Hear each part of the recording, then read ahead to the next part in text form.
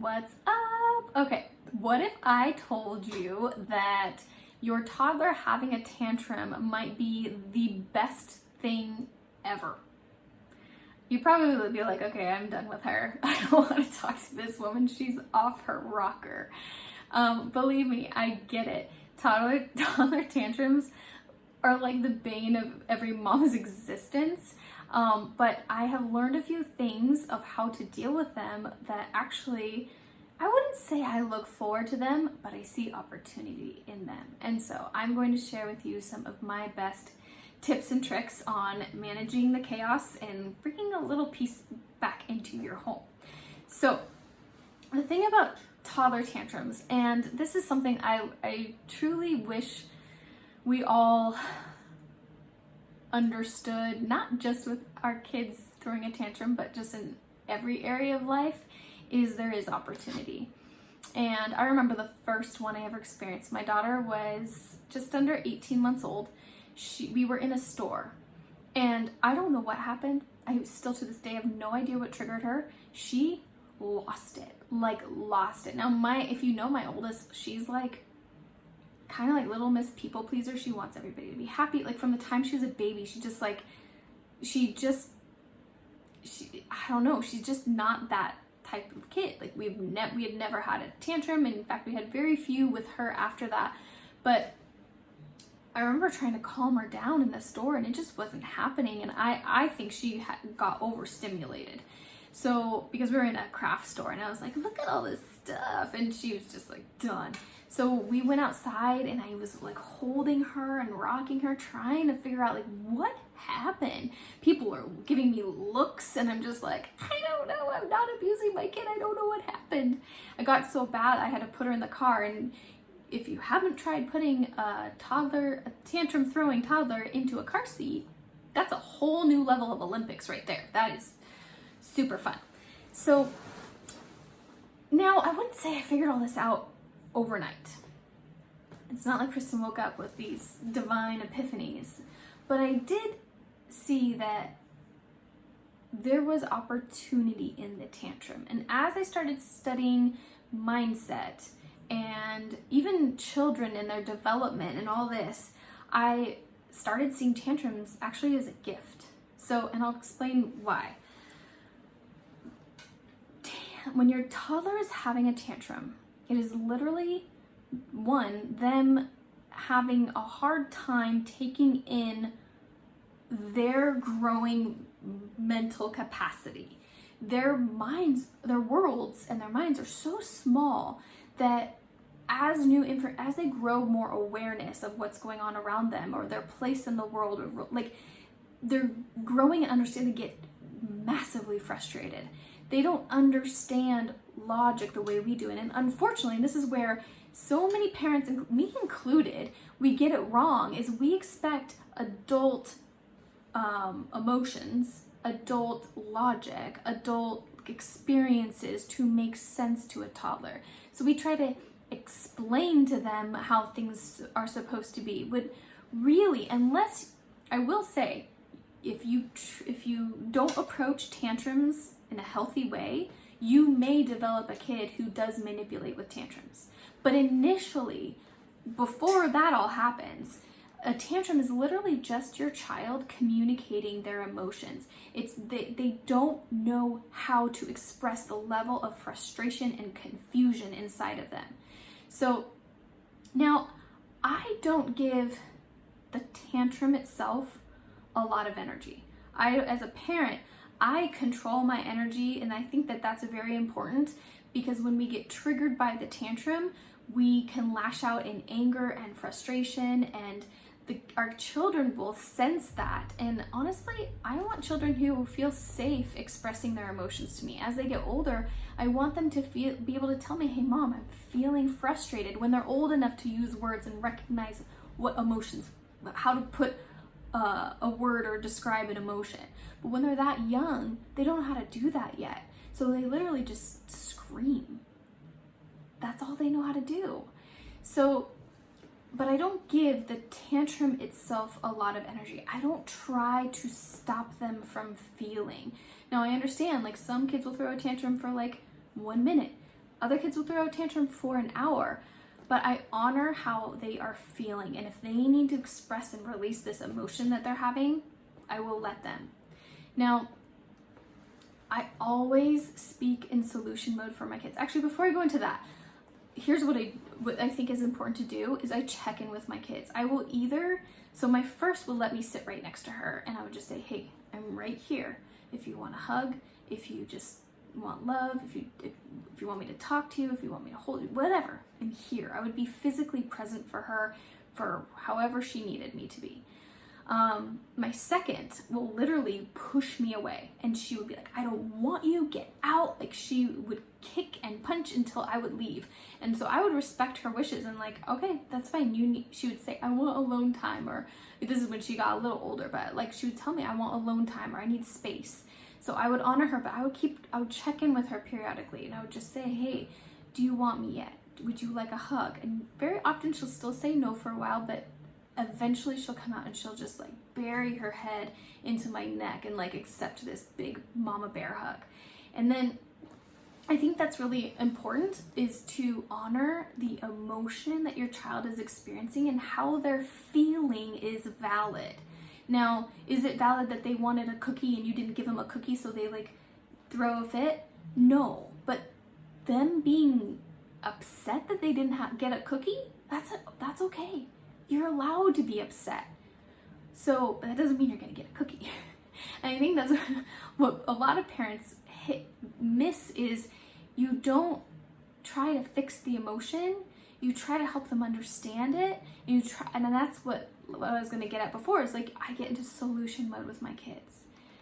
So what I do is I will encourage them, once they're out of tantrum mode, we like sit and we love, we take a deep breath, and we go into solution mode. You seemed really upset about XYZ. Does that sound right? Yeah. Why were you so upset? Because I wanted a cookie. I understand.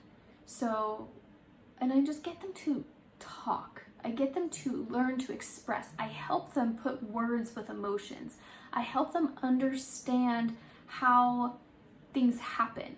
And I even say to them, like, I want you to be happy, and I understand that you wanted a cookie. As your mom, I would love to give you a cookie right now, but it's almost dinner time, and I wouldn't be doing my job as a mom if I gave you a cookie right now.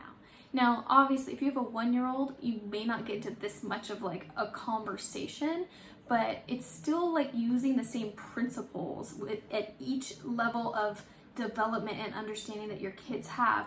It's getting them to just talk about it and to seek solutions. So let's say I was okay with them having a cookie after dinner. And then I would say, well, what can we do to make it better? Since we can't have a cookie before dinner, what can we do? And usually now my kids, I literally coach them with questions to discovering the answer. And then, but let's say I wasn't okay with them having a cookie. I would literally say, now, was it fun when you were crying and when you were sad? And they'll say, no. Okay, so the next time you're feeling, and I'll use whatever emotions they had decided on, like the next time you're feeling frustrated or angry or sad, what are some things that you could do that would help you when you're feeling that way? My youngest, for example, she needs to punch something. So we got her a punching bag or a pillow, like she needs to throw and hit, and so she goes in her room and she just expresses herself.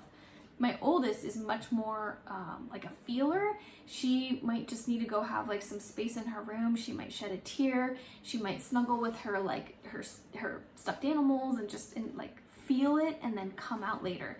So that just depends on your kid and how they best express and release their emotions. But I would ask them, say, okay, what are some things you could do when you're feeling that way so that you don't have to sit there and scream for 10 minutes, because that didn't look very fun to me. I don't think you enjoyed that, right? So I help them and I guide them. I don't tell them how to feel. I don't tell them what to do. I help them and guide them into finding the solution themselves. So, and again, this is going to depend on what stage they're at developmentally. But knowing this and knowing that this is how you go about tantrums and the pushback from your kids gives you, empowers you to show up better. And this is what's so cool, why I say a tantrum for a toddler is such a gift as a parent, because this is when change happens. This is when they're growing and they're understanding the world around them better, and that awareness is hard at first, but you get to be their guide to show them and empower them with solutions on how to show up. You guys, my kids right now, they're 4 and 6. They are so solution oriented. It almost drives me crazy sometimes. I'm like, don't you even need me anymore?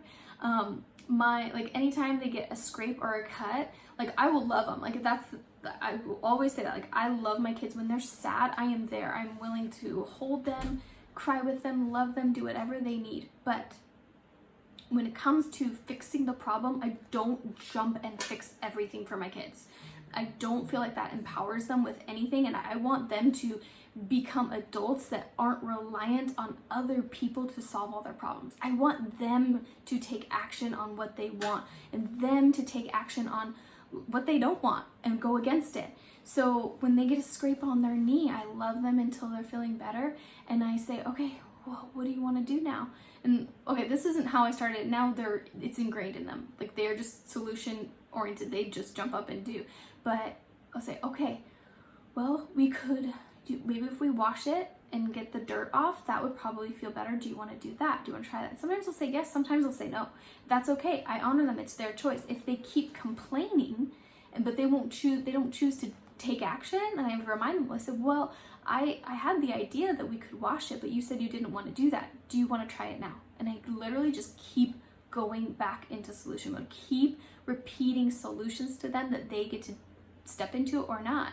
And eventually they realize, like, mom's not just a magic wizard who's gonna solve everything. Like, she's guiding me and giving me like options that I get to pick, and I get to decide if I want to do it or not.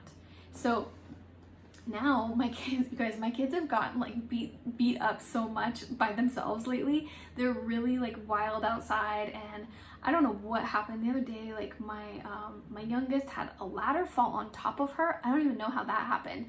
So I completely found out about this later. I found out that my oldest came inside, got a washcloth, we have a specific ointment we use for like, it's like a natural one that we use for cuts and scrapes and bruises and things like that. And she got a pack of Band-Aids. She goes out and she cleans her up, bandages her up, and I find out about it way later. I'm like, why do you have like 4 Band-Aids on your leg? And she's like, oh yeah, the ladder fell on top of me. And I'm like, I looked at her leg today after I had like taken the old Band-Aids off, and she's pretty bruised up. Like, she got hurt, but they didn't even come get me. My 6 and 4-year-old went into solution mode and literally took care of it themselves. Now they know I am here for them. I don't want to misconstrue that. I don't want that to not be that I don't help my kids when they don't need help, but they're the ones going into the bathroom. Sometimes there's like little tears streaming down their face. They go in the bathroom and they wash their owies, they dry it off. Sometimes like if it's on their finger or something, I'll help them like bandage up an owie or something, but I speak in solutions and I empower them to solve their own problems, because that's the kind of kid I want to raise. I don't want them thinking let's wait around and let other people solve our problems. We all know people like that. They don't ever step into their purpose. Well, I shouldn't say ever, unless they wake up and start taking responsibility for their life and start seeking their own solutions. They won't be stepping into their purpose. They will be waiting for a handout, for someone to fix them. They will stay in victim mode, and it breaks my heart. None of us are made for that. None. And I'll be honest, I used to be that person too, waiting for a fixer. I don't want my kids waiting for a fixer. So I kind of got off on a tangent because this was about tantrums, but that is how I raise my kids. So even in the tantrum mode, check your energy. Don't get emotionally triggered by their emotion, because you are their guide and they need you. That doesn't mean it's fun, I get it, but you stand in love, you be there for them physically if they want it, you be there for them emotionally if they need that strong foundation from a parent. Don't try to change their emotion. Their emotions are valid. The way they feel are valid. My kid who got a ladder fell on top of her, her emotions are valid. If she's sad about that, it's valid. I don't try to change the way they feel. That being said, and I probably should have said this too, there's certain non-negotiables in my household too. Respect is a non-negotiable. So during a tantrum, if my kids choose to, they don't do this anymore, but sometimes they will try to lash out in disrespect toward me. That's not okay. And I'll tell them, I understand you're feeling frustrated, I understand you're upset, but that's not okay, and it will never be okay. I don't want to have to get you in trouble for that, so please check yourself. So anyway, that is my 2 cents on toddler tantrums. Step into your power in love when your kid is breaking down emotionally. They need that strong foundation that only a parent can really provide in that moment, and then just guide them through it and know that the way you show up, the way you guide them is going to empower them later in life to become solution-oriented kids, to be able to communicate their emotions in a healthy way, in a productive way, instead of handing them the cookie so they shut up. The tantrum is okay. And I understand if you're in a restaurant or a store and you need to step out, I have no problem, and I've told everybody this. My mom, we would go to a restaurant and she'd be like, here's my phone, here, just play a game or find a video. And I'm like, no. Don't distract them from how they're feeling. That's not helping them. If they need to step outside with me so that we don't bother the other people in here, that's okay. We'll step outside. But she said, wouldn't you rather just enjoy your meal? And honestly, no. I love being a mom. Being a mom is super challenging, super hard. There can be rough days, but this is who I am. I'm their mom, and I want to raise kids who are purposeful. So I'll step out with her. If I have to stay outside the entire time for dinner and miss it one time, that's okay. I don't want quick fixes to make it easier in the moment. I want long-term solutions that help me and my children step into who we are called to be, to show up better, to learn skills and mindset and knowledge, and to process our experiences and understand and take those steps toward our God-given purpose. And by numbing my kids out or giving them just what they want so they don't feel a certain way, I don't think that does it for me. Now, if you choose to parent a different way, I am not sitting here in judgment, because I really believe that we are the perfect puzzle pieces for our kids. But I do believe that to be that perfect puzzle piece for your children, that you need to be in alignment with your Creator. I really believe that there are abusive, horrible parents out there who they were given the gift of parenthood. Challenging gift sometimes, but it is a gift. And they choose to go against their purpose. They choose to not be in alignment with how God wants them to show up, and they become abusive and do horrible things to their children. I'm not saying we're all perfect, but I do believe you were paired with your children for a reason.